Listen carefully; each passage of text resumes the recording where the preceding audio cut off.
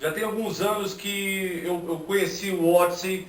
Na verdade, quando eu comecei a fazer um treinamento virtual que o Dave Canterbury oferece já, acho que em 2008, não sei, 2009, não me lembro bem. Ele indicou a história do Odyssey como uma forma de pesquisar sobre o bushcraft primitivo. E foi a primeira vez que eu ouvi falar do Odyssey de uma forma mais voltada mesmo para a abordagem do bushcraft. Óbvio que eu me lembro bem na época, em 91, quando acharam a múmia, mas foi só a informação que foi divulgada nos telejornais ali, uma coisa meio superficial, não sabia muito na época. Então precisou de todo esse tempo para a gente conseguir juntar uma informação um pouco mais consistente sobre o Odyssey. E hoje em dia, de 2001 até agora, repetidas vezes o corpo dele, a múmia dele, foi submetida à análise, a um exame mais cuidadoso, que acabou revelando vários aspectos interessantes da vida dele. Não dá para falar tudo isso nesses vídeos que eu mostrei ontem e hoje, a parte 1 e parte 2. Nesses vídeos eu procurei focar mais no aspecto do bushcraft e parte do equipamento dele. Tem muita coisa interessante sobre esse cara, sobre o modo de vida dele, sobre a origem, que já se sabe hoje em dia, graças à pesquisa de DNA, já mapearam o genoma dele, já sabem o código DNA dele todo, então sabem mais ou menos a área de onde ele veio, ele era da Itália, enfim, tem muita informação legal, mas não dá para falar de tudo num vídeo. Meu objetivo aqui é focar na parte do equipamento. Desde cedo, quando eu comecei a pesquisar sobre ele, o equipamento dele me chamou a atenção. E durante essas pesquisas eu acabei descobrindo que ele seguia esse conceito que nós continuamos aplicando hoje em dia, que é aquela questão do cinto, carregar o seu kit de sobrevivência. E o seu equipamento ter mais de uma função. A gente já discutiu isso aí direitinho na parte 1, eu não vou falar sobre isso novamente, mas eu gostei muito do conceito do kit de sobrevivência dele, da forma como ele aplicava, da forma como ele carregava isso, distribuía isso no cinto dele. Há um tempo atrás, eu comecei a fazer pesquisa também com pedra lascada. Então já existem há vários meses eu tenho praticado, tenho feito algumas peças de pedra lascada, ponta de flecha. Não é fácil, é uma técnica que eu ainda estou lutando para conseguir dominar. Já produzo algumas ferramentas, já produzo algumas peças, mas ainda estou longe de dominar essa técnica. Vamos dizer assim, eu já saí do estágio Neandertal, ok?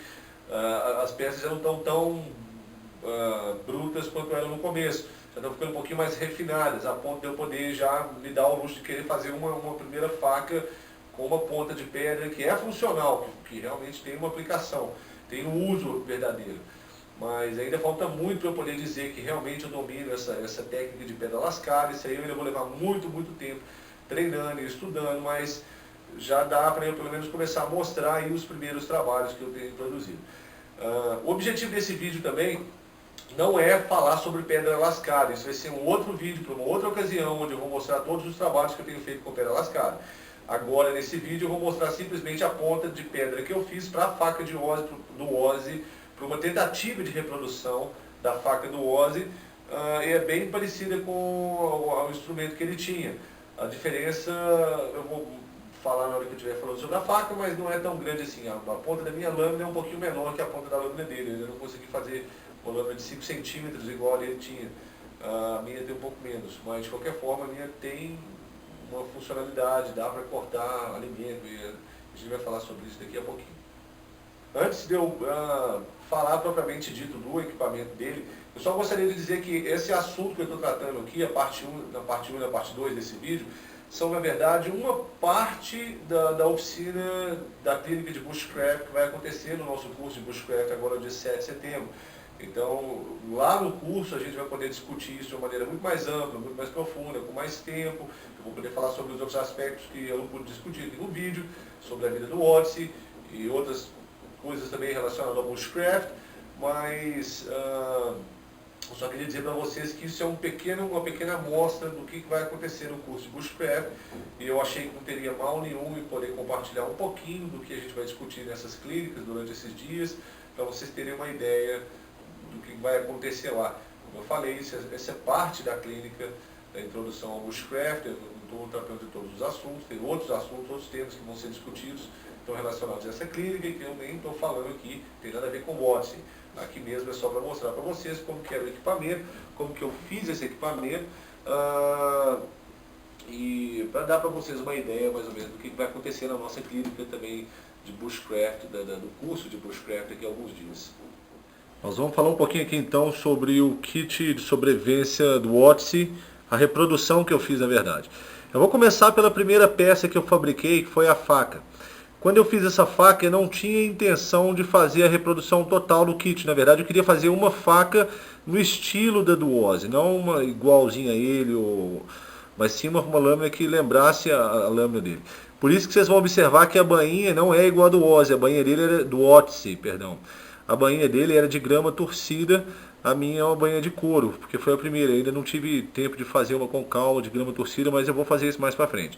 No entanto, a faca, a primeira faca que eu produzi, na verdade a segunda faca que eu produzi nesse estilo, está bem mais bem elaborada do que a primeira, mas vocês observem aí que ainda assim é um trabalho, é um rústico, né? Isso por si só já é uma lâmina rústica, mas dá para perceber que isso aqui ela tem uma certa funcionalidade.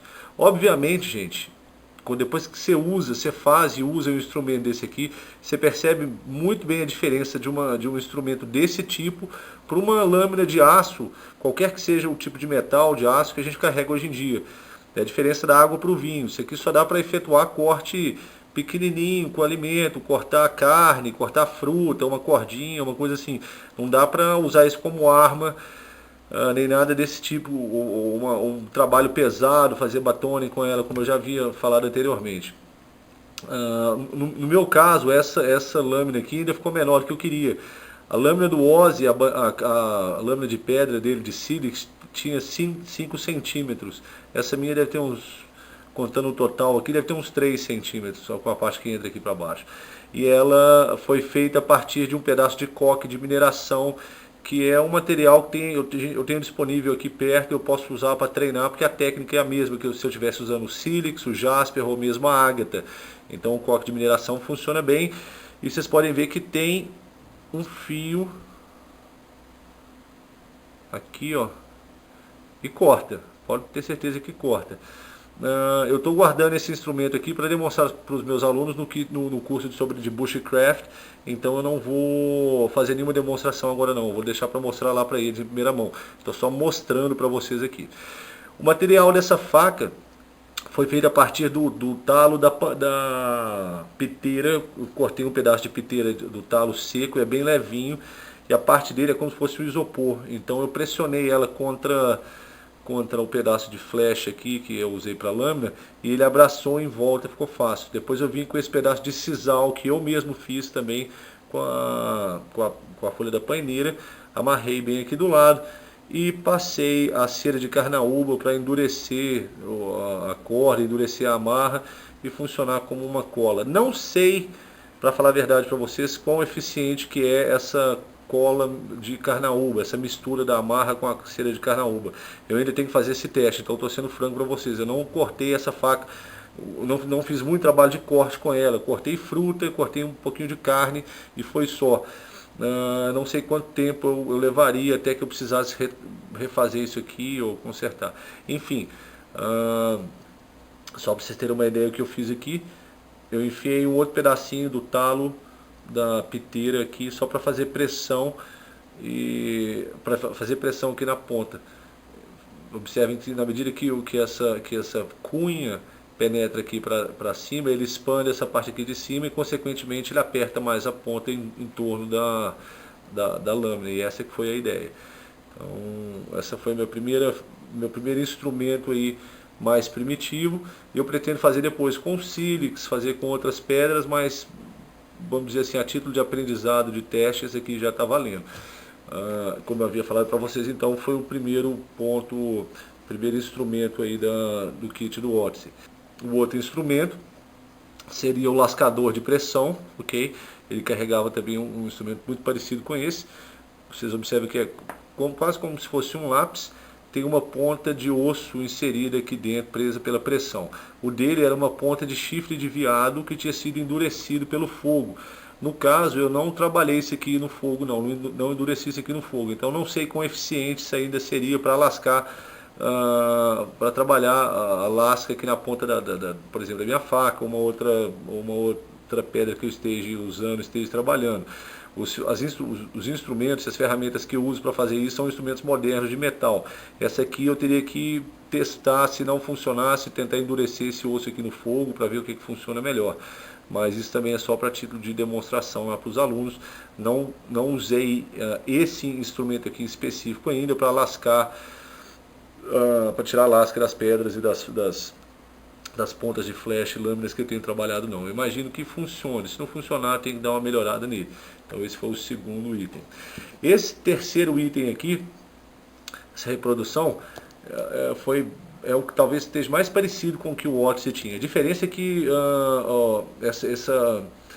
esse anel, que aqui no caso é feito de pedra sabão, no caso dele era de mármore.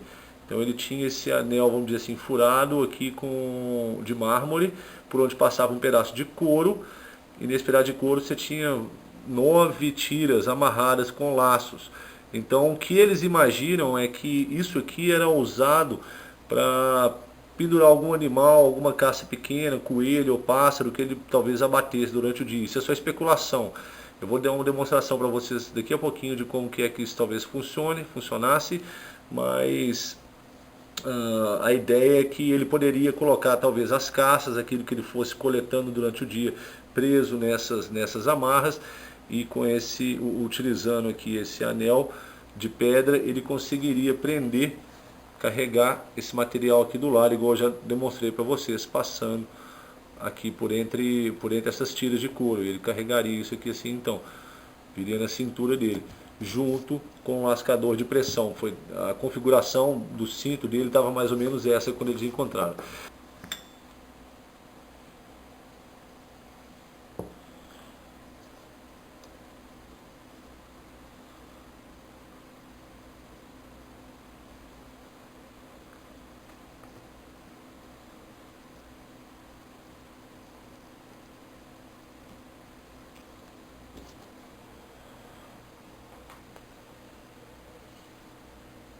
Aqui dentro eu já falei para vocês, vocês já viram as fotos aí, o que é que tem, já mostrei um pouquinho.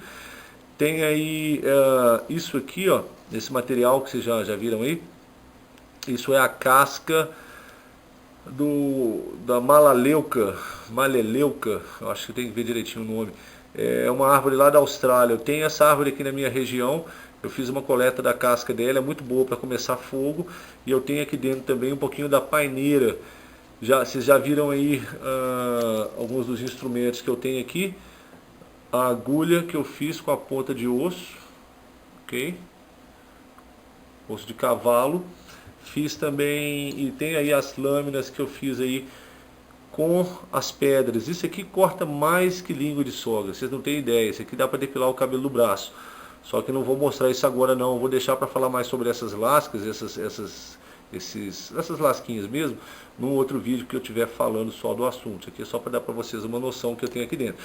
No caso do Odyssey, o material que ele tinha lá dentro não tinha nada a ver com esse material que eu tenho aqui no que diz respeito ao fungo. Agora, o material que eu tenho usado aqui dentro para a isca do fogo é muito diferente do material que o Odyssey usava. No caso, eu já falei para vocês na parte 1 do vídeo, ele usava um cogumelo, que é um fungo que cresce na bétula. E esse cogumelo podia ser usado como remédio e poderia ser usado como isca para o fogo também. Ele tinha dois tipos de cogumelo lá dentro, que funcionavam como remédio e como isca do fogo. Aqui eu só tenho material que funciona como isca do fogo, porque esse material aqui não tem nenhuma propriedade terapêutica, pelo menos não que eu saiba, não que eu tenha ouvido falar. E eu também não usaria nenhum medicamento natural que eu não tivesse o conhecimento prévio antes, de antemão, que realmente não tivesse problema. Isso é só para exemplificar mesmo que ele tinha um tipo de material lá dentro que poderia ser usado como isca para fogo ou como antibiótico. Dentro da pochete dele foi encontrado o traço de perita. E eu tenho aqui, no caso, um pouquinho de perita, que também é conhecido como ouro de tolo. Okay? E essa perita, quando batida contra o sílex, causa uma faísca. Essa faísca cairia num pedacinho do fumo que ele carregava lá dentro, aquilo ia se tornar uma brasa e era a forma principal, a mais importante de se fazer fogo no período neolítico, que é a época em que o Watts vivia. Então, mas aqui dentro, com ele, não foi encontrada nenhuma perita, apesar de haver traços de perita lá dentro. Eram só mesmo, como eu já falei para vocês, as 3 lâminas de sílex, né, sendo um furador, o osso também, que seria a agulha, e os fungos que poderiam ser usados como isca para fogo e como remédio também. Essas tiras aqui do lado, especula-se que elas pudessem ser usadas como uma forma de auxiliá-lo a transportar o equipamento da maneira como eu já demonstrei anteriormente.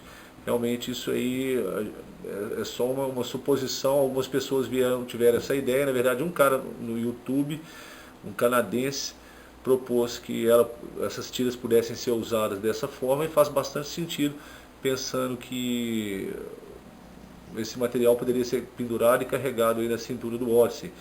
Considerando aí a maneira como ele carregava o equipamento, faz sentido a gente imaginar que ele pudesse lançar a mão desse tipo de forma para carregar aí sua caça, aquele material que ele fosse conseguindo durante o dia.